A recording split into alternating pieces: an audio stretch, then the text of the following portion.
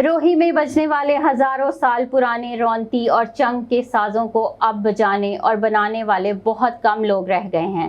घोड़े की दुम और नारियल के छिलके जैसी चीज़ों से बनाए जाने वाले इन साजों को खानपुर के अजमल भेल ये कदीमी साज बजाकर पाकिस्तान का नाम रोशन रखे हुए हैं।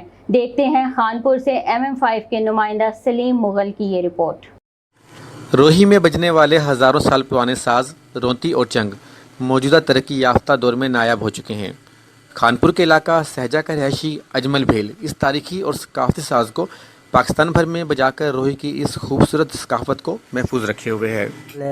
हज़ारा साल पुराना साज इनको आखदन चंग तो ये अपने वडेरे शौकिया वजेंदे हैं, सुनते हैं, बारिशां थी वेंदे हैं वाला टिब्बियों ते बह ते ये साज बजेंदे हैं।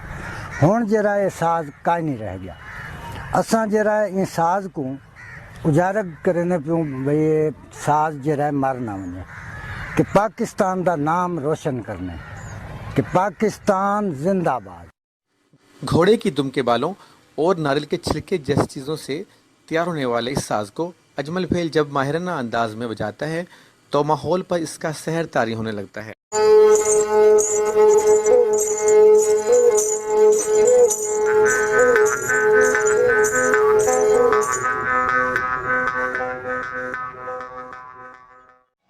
आज के इस तरक्की याफ्ता दौर में जहां ये साज नापैद और कदीम हो चुके हैं, वहीं पर अजमल भेल को उम्मीद है कि रोही में साज बरसों जिंदा रहेगा। कैमरा टीम के साथ सलीम मुगल, MM5 न्यूज़।